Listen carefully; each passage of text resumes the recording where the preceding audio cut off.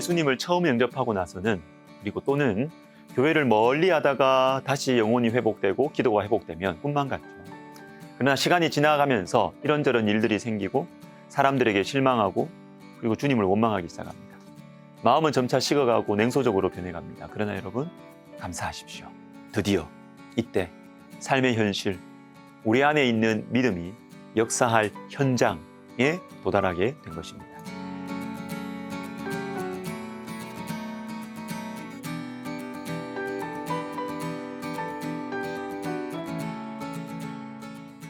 로마서 5장 3절과 4절을 보시면 다만 이뿐 아니라 우리가 환난 중에도 즐거워하는 이는 환난은 인내를, 인내는 연단을, 연단은 소망을 이루는 줄 알미로다. 자, 환난, 인내, 연단. 우리의 삶이죠. 삶의 현실입니다. 예수님을 구주로 주님으로 믿고 영접한 우리에게도 예외 없이 다가오는 현실이에요. 하나님께서 우리에게 주신 복음은 이런 삶의 현실 속에서 역사하시는 능력인 것입니다. 자, 마가복음 5장을 보겠습니다. 자, 마가복음 5장에 보시면 예수님께서 거라사인들이 사는 지방으로 건너가십니다. 왜요? 그곳으로 가는 길에 사나운 광풍도 만나고 큰일 날 뻔했어요. 그런데도 예수님께서는 그곳으로 가셨습니다. 왜요? 한 영혼 때문입니다. 마가복음 5장의 몇 구절을 제가 읽어드리겠습니다. 1절, 예수께서 바다 건너편 거라사인의 지방에 이르러 배에서 나오심에 곧 더러운 귀신 들린 사람이 무덤 사이에서 나와 예수를 만나니라. 이에 물으시되 내 이름이 무엇이냐? 이르되 내 이름은 군대니 우리가 많음이니이다 하고, 온갖 더러운 귀신들이 군대처럼 막 완전히 이 한 영혼을 장악하고 있어요. 이 한 사람을 구하기 위해서 우리 주님께서 무서운 광풍을 통과해서 그곳으로 가셨던 것입니다. 한 영혼, 이 절망적인 영혼을 건지시기 위해서 죽음의 바다를 건너가신 것입니다. 바로 이 광인의 모습이 우리의 모습이에요. 하나님을 떠난 인간의 모습, 물질의 귀신, 외모의 귀신, 음란의 귀신, 게으름의 귀신, 성공의 귀신, 모든 더러운 귀신들이 군대처럼 장악하고 있는 우리의 현실입니다. 예수님께서는 이 현실을 아셨어요. 이 한 영혼, 이 한 사람, 바로 나를 아셨던 것입니다. 그리고 멀리서 소리치지 않으셨습니다. 설명하거나 분석하시지 않으셨습니다. 직접 오셨습니다.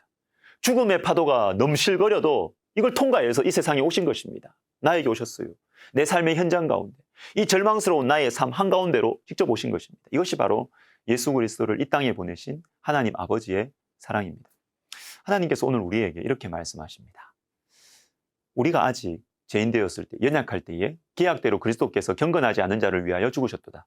8절, 우리가 아직 죄인 되었을 때에 그리스도께서 우리를 위하여 죽으심으로 하나님께서 우리에 대한 자기의 사랑을 확증하셨느니라. 10절, 곧 우리가 원수 되었을 때에 그의 아들의 죽으심으로 말미암아 하나님과 화목하게 되었습니다.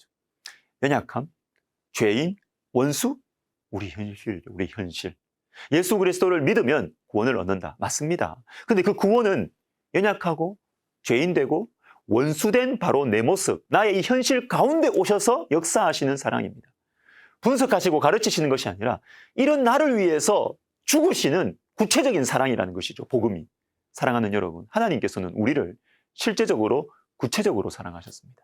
꿈만 같은 시절에 우리, 선하고 귀여운 우리를 사랑하신 것이 아니고요. 연약할 때, 죄인 되었을 때, 당신의 가슴에 못을 박은 원수였을 바로 그때에 그 우리의 아픈 현실을 십자가로 끌어안으신 것입니다. 그 사랑이 지금 바로 우리의 가슴에 부어져 있는 것입니다. 우리에게 주신 성령으로 말미암아 하나님의 사랑이 우리 마음에 부음받습니다. 우리를 향하신 구체적인 이 사랑이 내 가슴에 수혈되었습니다. 그러므로 우리도 삶의 현실, 인격의 현실, 가정의 현실, 진로의 현실, 관계의 현실 속에서 인내를 이루고 연단, 즉 성숙한 인격을 덧입게 되고 이 현실 안에서 그리스도 안에서의 회복과 영원한 안식을 향한 소망을 끝까지 붙들 수 있는 것입니다. 현실 속에서. 예수님을 믿지 않는 사람들이나 믿고 있는 사람들이나 동일하게 가지고 있는 목마름이 있는데요. 그건 바로 믿음을 눈으로 보게 해달라는 것입니다. 하나님을 손으로 잡게 해달라. 하나님의 사랑을 설명하거나 가르치지 말고 보고 느끼게 해달라는 것입니다. 설득하려고 하지 말고 나를 감동시켜달라. 실제적으로 구체화된 능력으로 나타내 보이라는 것입니다. 이 말은 너무나 타당하고 우리 신앙의 본질입니다. 기적과 신비에 빠지라는 말이 아니고요. 하나님께서 우리에게 선물로 주신 이 구원 자체가 실제적이고 구체적이기 때문입니다. 여러분, 예수 그리스도를 믿음으로 말미암아 우리가 소유하게 된 구원은 실제적이고 구체적입니다. 오늘 본문 로마서 5장이 우리에게 말하고 있는 것이 바로 이것입니다. 우리가 받은 구원은 우리의 현실 속에서, 삶 속에서 나타난다는 것입니다. 환난이라는 현실 속에서 즐거워할 수 있는 능력, 우리의 연약함, 죄인, 원수.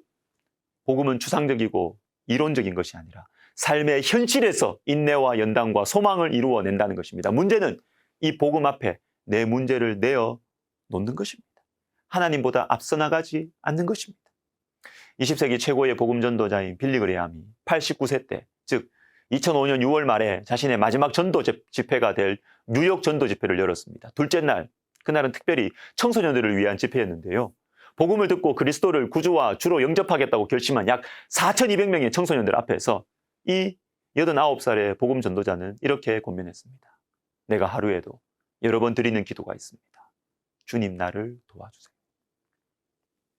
주님께 도움을 구하는 것, 주님을 의지하는 것, 이것이 복음의 능력이 실제로 나타나는 통로이고, 여러분, 이게 바로 믿음이에요. 에이든 토저 목사님은 기도라는 책에서 5만 번 기도 응답을 받은 조지 뮬러의 믿음에 대해서 이렇게 설명하십니다. 조지 뮬러는 믿음은 사용할수록 성장한다고 말했다.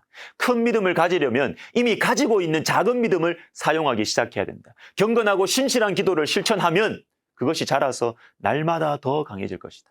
오늘 작고 일상적인 일에서 하나님을 믿으면 다음 주나 다음 해에는 거의 기적에 가까운 응답을 주실 하나님을 믿게 될 것이다. 또한 뮬러는 모든 사람에겐 믿음이 있다고 말했다. 다만 정도의 차이가 있을 뿐이며 작은 믿음을 가진 사람이 자신의 믿음을 담대히 행하지 않았기에 드러나지 않을 뿐이다. 사랑하는 시청자 여러분, 믿음은 사용할수록 자라납니다.